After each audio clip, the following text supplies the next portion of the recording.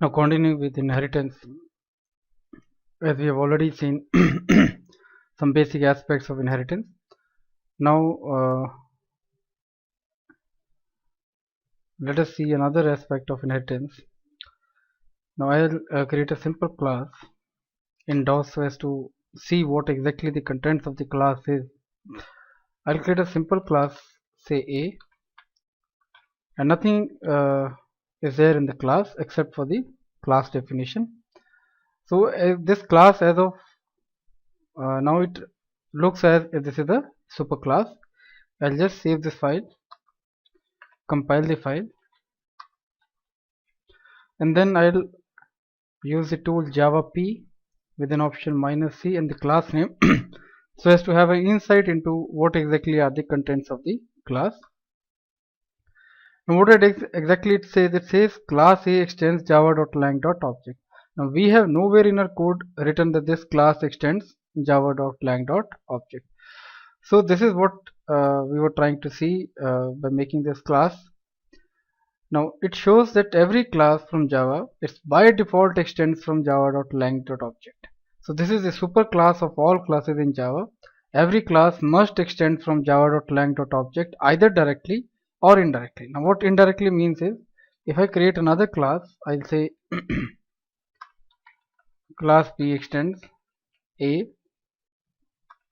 Now as we are all aware that in Java we cannot extend more than one class at a time. So I cannot write A comma C.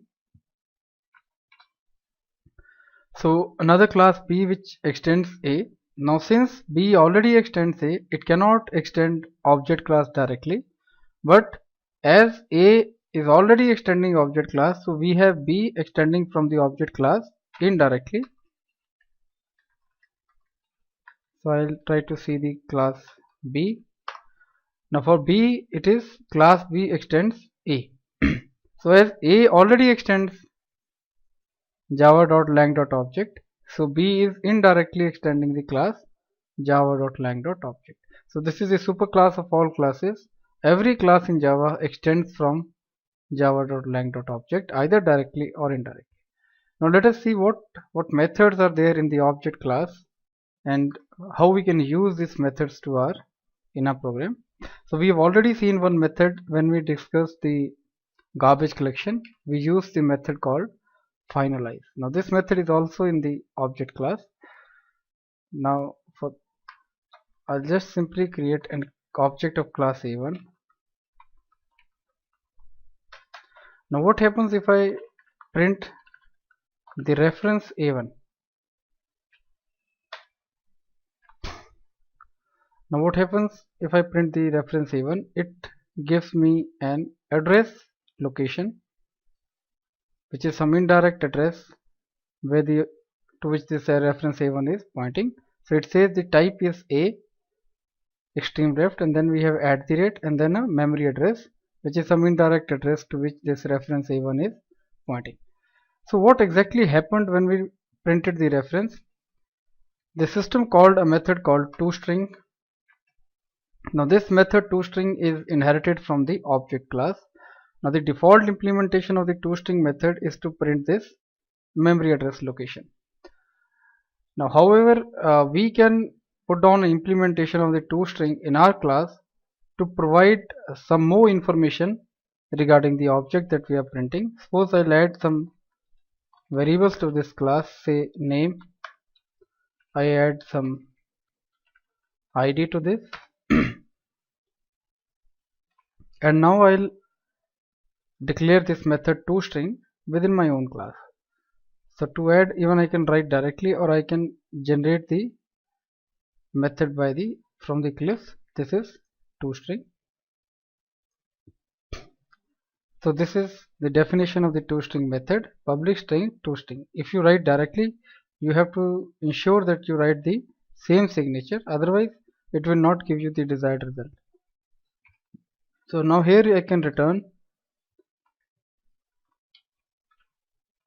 name of object is plus name and ID of object is plus ID. So instead of the toString from the object class, now this will call toString from my class and print the relevant information. So I'll populate these fields. I'll say name is equal to Java, and for ID I'll put on any value, say 6. So now I again run the program. So now see, we are not getting the default implementation which was the memory address. Rather we are getting a name of the object is the name and ID is 6. So this is what is now running in place of the original toString method. So another aspect where we have a utility of this is to check the equality of objects. Now suppose I create another object A2 and give it some name same as the earlier, give it some ID same as earlier. Now if I check for the equality of the two objects, if I say A1 double equals A2,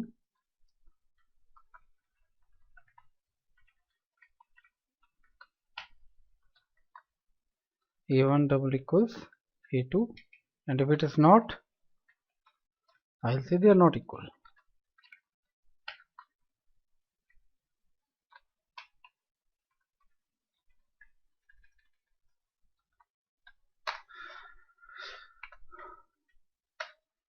So we've already gone through this, so I'll just comment this. So even though both the objects they have the same data, but yet the double equal operator, it is not at all looking at the data inside the object. It is only looking at whether the reference A1 and reference A2 they point to the same object. In case they point to the same object, the result is true. If they don't point to the same object, the result is false. So we have the result that is false. This is only going to give you true if you have assignment like A1 equal to A2. Now A1 and A2 they point to the same object, so we get A1 equal to A2. But this is not giving us any desired result, serve any of our purpose, because then one of the objects is gone and we have only one object in picture by this assignment. So another option for checking equality of objects is the equals method. If I say if A1 dot equals A2, so I'll again put A1 equals A2, else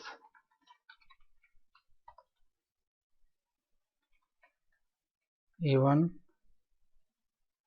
not equals A2. So I'll again try and see what output we get in case of equals method.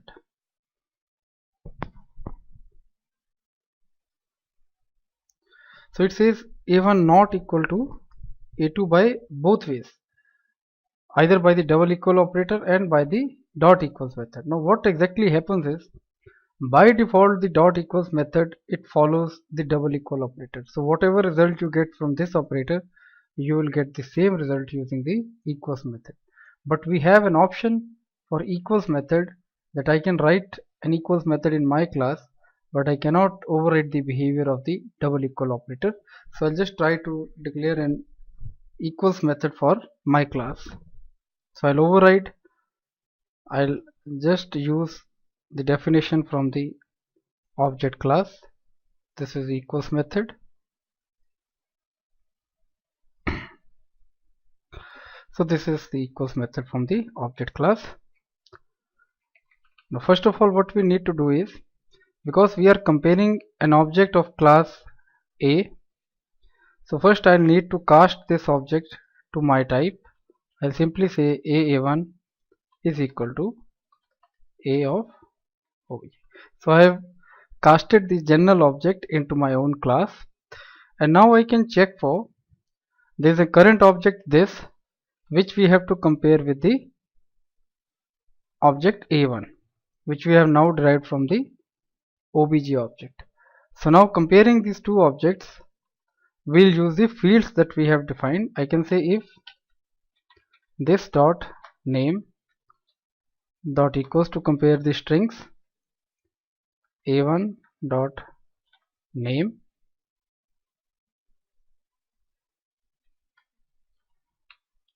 and this dot id equals a1 dot id. So this means that both the fields of the objects, they are same, so we can say that the objects are same. So I can return true, else I can return false. So this is my implementation of the equals method, where I have checked for the comparison of the fields. In case the fields value is same, we can say both objects are equal. So I'll again run this program and see what output we generate. So a1 not equal to a2, because we have seen it only compares the references, whereas a1 equals a2 because as per our logic the things are same. I'll just change the value to check if it is working properly. So it is working properly. As values are different, it is not equal, whereas when values are same, it is equal. So another thing that the Java recommends is that whenever we write the equals method, we must write a hash code method.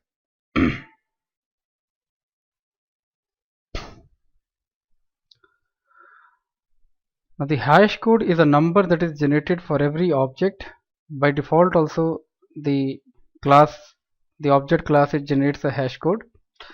So I can just first see what value is being generated by default, and then we can write our own hash code. So by default the rule is that any two objects which are equal by this method should have the same hash code.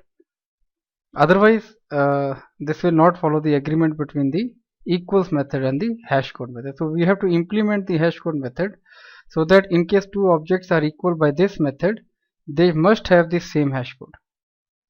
So I'll just try and see what hash code we get for.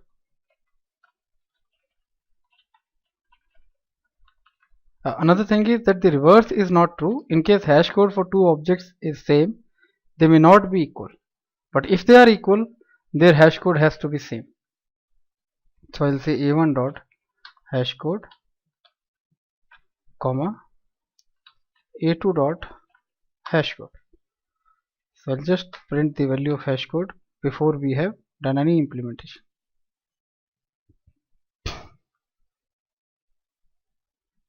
So it is giving you different hash code because the objects are not equal, and I'll make them same.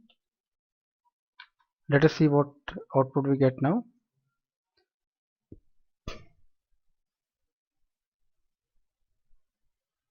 So what exactly is happening is hash code is still coming not equal, whereas the equals method is returning same. So this is violating the agreement of the Java language. So I'll just implement this method and try to generate a hash code which is same for the objects. So by default it is generating the hash code based on some location memory location. So I'll say return. So it is name, which is a string. So string has its own hash code method, and I can use the id which is an int value, so cannot have an hash code, but I can generate an integer based on the int and then generate a hash code for that. So in case the name and the id is same for two objects, their hash code will come out to be same. So now we can see that we have implemented a perfect example of an equals and hash code method, whereby in case the equals method gives you true, the hash code has to be same. So in case the is not same, the hash code comes out to be different. So this agreement we must follow whenever we are implementing the equals and the hash code method in our class, that whenever equals method it returns true for two objects, their hash code has to return same value. In case it is not returning same value, then we breach the agreement of the equals and hash code method. So these are some of the methods that we use for object class. Other methods we will be using at the later stage, like wait, notify in thread. So to summarize, we have that the object class is the superclass of all classes. Every class must extend from the object class either directly or indirectly, and we have already seen some of the methods of the object class like toString, equals and hashcode.